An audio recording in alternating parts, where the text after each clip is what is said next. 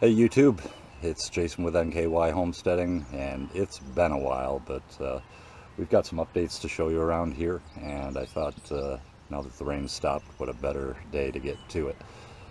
Really haven't put much out because, well, it's been a long winter, and I don't have to tell you guys about that. Um, so I figured I'd wait till we had things starting to happen until we did this. So, all right, so let's get to it. We'll take a quick walk around. So this was this greenhouse that we built a while ago. It's really working out nice. About 10 o'clock, maybe 11 o'clock right now. But I had a great idea, since obviously it's in the shade right now. We moved this over there after we put up this fence. We're actually trying to put in a little dog run here. I've got all my T-posts in and stuff like that, so we don't have to, one of our dogs has to stay on a leash, so I'm trying to make life easy on ourselves. But we had this over there and it would get great sun all day long, but like I've told you in the past, we have a tendency to get some massive rains here, or some massive winds here, and well, we found it on the ground, and that's what all this dirt is about. And I thought for sure none of these plants would make it. They all spilled out of their pots, and they're actually looking real good. For some reason, we stuffed them back in the pot, and about 2 days later, they all just about doubled in size. So I thought that was a little odd, but anyway, it doesn't look like we lost anything. So we'll go ahead and walk around the corner, and we'll show you what's going on in other places. All right, so you're going to see some tall lawn here. I went around, did some trimming this morning, but as soon as things dry up, we're going to go ahead and get this lawn mowed again. But we've got some chives going there. We planted chives twice this year, and for some reason they didn't take off. The seeds wouldn't go. This is our flower bed. This has been just great. It's new stuff coming up. It's just been a pleasure.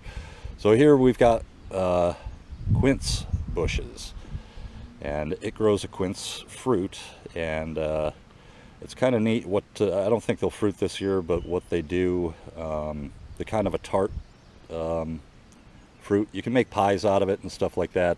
Sometimes you put it in minced meat pies.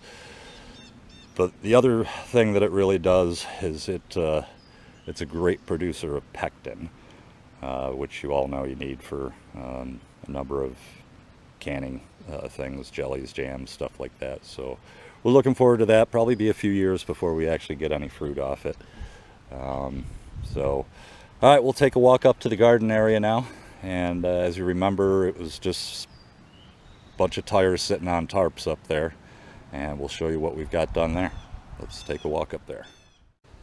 All right, so here's our garden area. I did not buy a tiller, and I certainly did not come out here with a pickaxe to get all this opened up. I hired a guy with a tractor and a tiller, and he came through here, and in about a half an hour, he had about 20 minutes really. I mean, a half an hour with unloading and loading his tractor back up. But he made quick work of this. He passed through this 3 times, so I'm nice and deep. All I had to do was jump in there and get the big rocks out of the way. And our garlic is just massive this year. This is amazing. I got to get in here and do a little bit of weeding, but we'll get to that later on today. I got a lot of mowing to do today, but I'm real happy about this. I paid the guy $100, and I mean, you can't even rent a tiller for $100. Plus, I had him come over here since it went so quick, and this is about 5 by 30, and my wife's got all her sunflower seeds. We got a 1/4 pound of sunflower seeds, so they're all in here. So we're looking forward to seeing how well that turns out.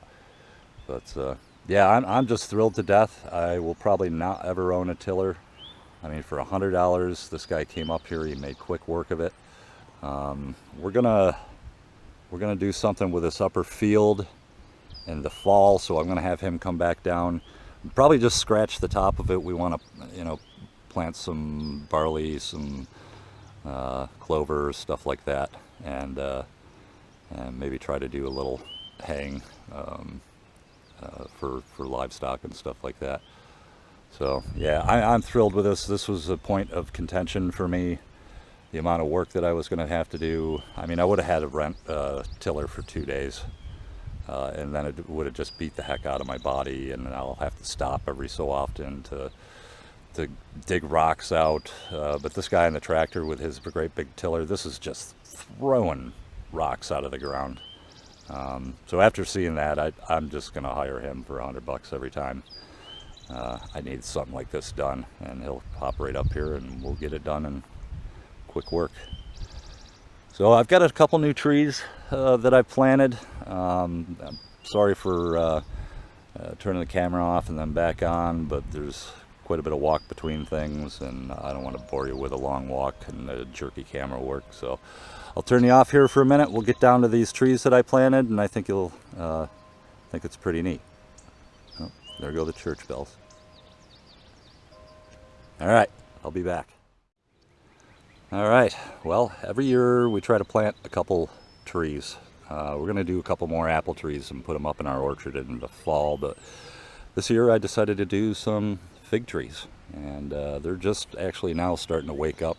We had to bring our plants in last week. It went down to like 37 degrees overnight, a couple nights in a row. It's just ridiculous. But it looks like it's over, and these fig trees are already starting to bloom. And there's a pretty cool story about the fig trees and the fruit. They don't bloom. The fig is the bloom, and it's like an inside-out flower. And the only way that they get pollinated is with a special wasp. And I know when you think wasp, you're thinking, oh my god, these great big wasps. But these are like, these are the size of like sweat bees or something. And somehow they find their way around, and they know when there's a fig tree around, and they will come. So there's a neat story behind that. I won't get into all that, but there's a couple cool stories on YouTube about that if you want to look it up. So we're going to try our luck with this. One of these is kind of sketchy on the zone, and the other is within our zone. So we'll see what happens with these. We'll probably wrap them up in the winter so we can take good care of them. All right, if the last edition here that I'm going to show you may have already given itself away. I'm not sure how loud they were or if you heard that, but let's go down here and take a look. Oh, here's our raspberry bushes. I thought these were roses, and they're actually raspberry bushes. So, and they're all blooming. They look awesome. Hopefully we get some raspberries off of these. If not, I'll have to do a little fertilizing and thinning out and cleaning out next year. But we're hoping for the best with this. We've got wild blackberries up the hill from here, and that would be great if we had some raspberries to go along with it. But let's go along and check out the last edition.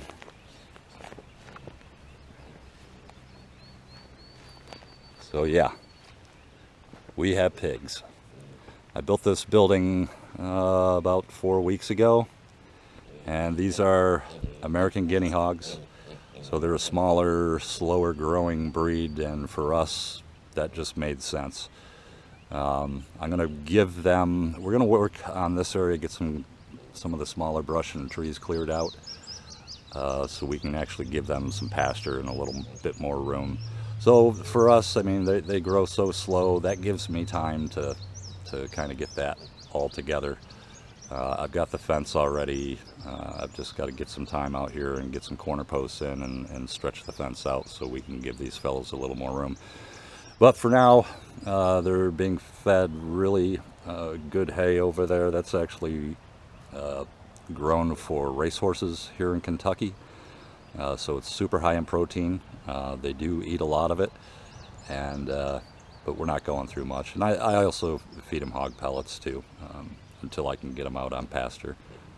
But they seem pretty happy, and like I said, this is just a kind of a temporary rig. They've already messed up their water this morning, so that's got to get done here in a minute. But today we got to get out here, we got to rake this out, and we're going to start our compost pile.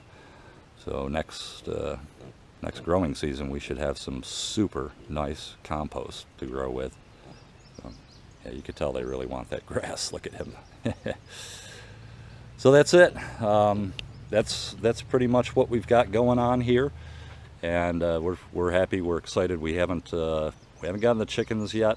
What we're gonna do is there's a chicken swap that happens here in Lawrenceburg, a little bit south of us, and we're just gonna go down there after I get the coop built, and we're gonna buy some adult chickens for $5 each, and they'll be laying right away. At this point, I just think it's a little too late to be starting with chicks. So that's, I think it actually might be cheaper just to buy the $5 chicks or $5 chickens this year that are already laying. So that's what we've had going on here. We're excited. Things are greening up. Things are warm again, and we should have a lot of new and exciting things coming along much more quickly than we have been. So thanks a lot, guys. Do me a favor, hit that like button if you would. If you're not subscribed, go ahead and subscribe to our channel. We'll probably be a little bit more busy around here, so you'll be seeing a little bit more of us, okay? All right, have a great day, everybody. Thanks.